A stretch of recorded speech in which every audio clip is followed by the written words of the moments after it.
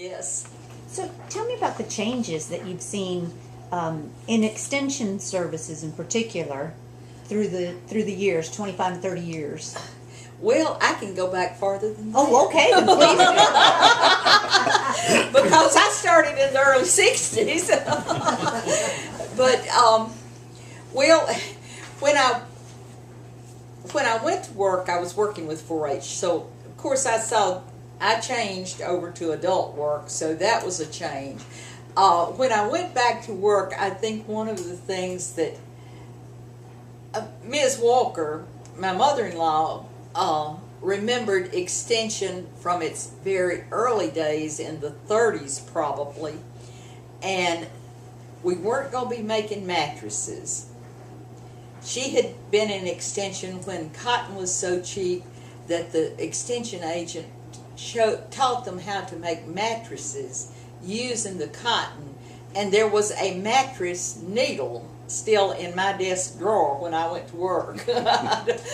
And I wasn't going to be making mattresses, and I wasn't going to be canning beef. At the time that she was in extension, the extension agent had the pressure cooker, and she would go to the community, and all the ladies in the community would get together and they would can a beef, or they would do the pressure, because not everybody had a pressure cooker. So, you know, I know extension back from even before I was in extension, but really extension was more community based when I started out. And I remember this from Mom. The ladies in the community would set aside one day a month, third Tuesday, fourth Wednesday, whatever, was their home demonstration club day. And it was educational with the extension agent, but it was also socialization for those women that were home full time. And then now extension is not as community based as it is subject matter based, and because the women are working and you don't have time to meet on third Tuesday and you don't have time to meet on third Tuesday, so you know they're not, and you talk to other adults, so you have time to socialize in a different way. It was partly socialization, partly educational, and then they learned leadership skills in that setting. You know, my mom was president of the home demonstration club. She wouldn't have had that opportunity, and through that training, then she was able to be president of the PTA. And when Johnny's mom was principal at the school, they got an addition to the school because of the training those women had in doing through the home demonstration club, and then translating it into something else. So sounds like, you know, it was just a good organization. Now it's more subject matter oriented and of a necessity where those people are. It's not, I don't know, it's what they need more than what they necessarily want. You know, it may be money management that they didn't really know they even needed money management. Or it may be nutrition that they didn't even know they needed nutrition. But it helps in other ways. So that's the way I see extension now. So. And it sounds like one of the wonderful benefits from what you described of those early days of extension is it really forwarded women's roles. I felt it really did.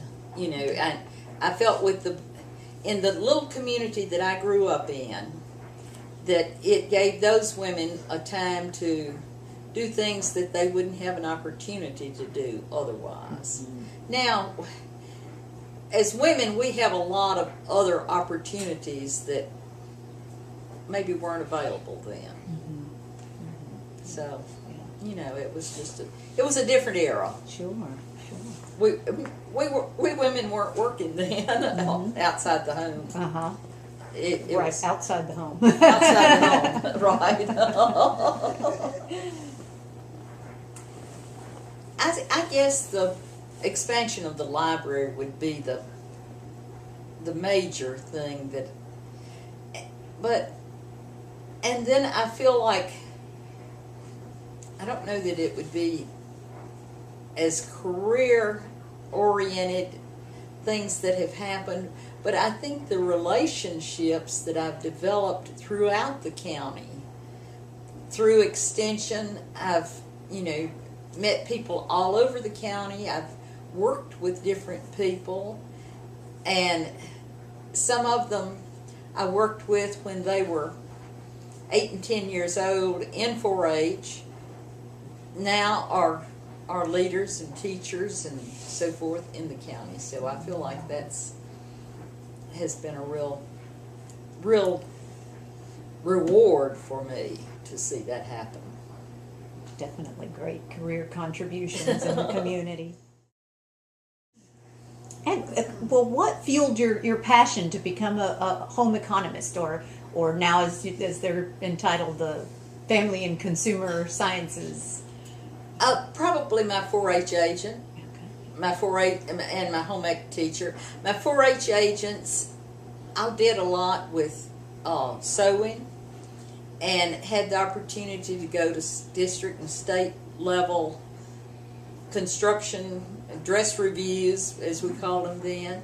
So, those agents were really supportive, and so I thought, I want to do that. And that's probably what fueled my desire. That and my high school home economics teacher. That was just what I really liked to do. Are there some activities you recall vividly that planted that seed? Probably going to the district and state dress reviews, going to 4-H Congress, participating on the district and state level in those kinds of events. Yeah. And then at Martin had really good teachers, professors there that I really did like. Excellent. And it was, at that time, Martin was a small school. There were probably, maybe, I don't know if there were even 150 in my graduating class. So, we knew everybody on campus, and it was just, the teachers, the professors there were interested in us as individuals and getting us involved in professional organizations even while we were in school. That training came from UT Martin. UT Martin. And then I worked with Extension in the early 60s for a couple of years. And then I said I took my retirement in the middle because I stayed home for about 20-something years with the boys when they were younger, and then went back to work with Extension when we had 3 in private school and 2 in college at the same time, and realizing that the others were going to have to, we were going to have to fund college for them too. Right. So, but the training at Martin was my basic, and then I did have to go back to school before I went back to work in the late 80s. It was mandated that you either have worked in the field, which was home economics, and of course working at home didn't count working in the field. Isn't that interesting? And so I had to go back and take 12 more hours to be able to be employed again in the county. Can you explain a little about your career and how it impacted people in your community? Well, I worked with a variety of people across the county and really enjoyed working with them. probably in the early part of my career in the 60s, I was working with 4-H'ers. And now some of those 4-H'ers, I see, one of them particularly is teaching one of my children, Wonderful. my grandchildren. And, I see them around, so it's a connection that we've maintained here in the county. And I think one of the things, too, is being content. June and I were talking about contentment. We were looking over these things and talking about contentment. And I think I've been content in the place I am in the community, and the place I am in my life. And I think there's a difference between contentment and complacency. And I've been content. Sounds like a much better place to be. And I applaud you so much for the career contributions and the life-changing impact you've made, because, as you said, you may not have been able to project what would happen 60 years from now or whatever, but you have seen some young people through the years grow up into leaders, that you've helped nurture that progress, that development, and change communities to improve literacy and help women become, all that they can be.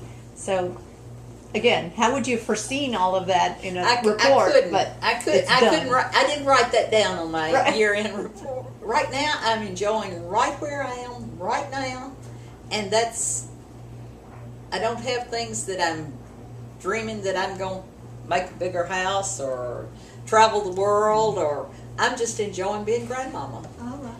And, we're enjoying being on the farm and seeing the boys with the different things they are doing, and seeing the grandchildren grow up. So, I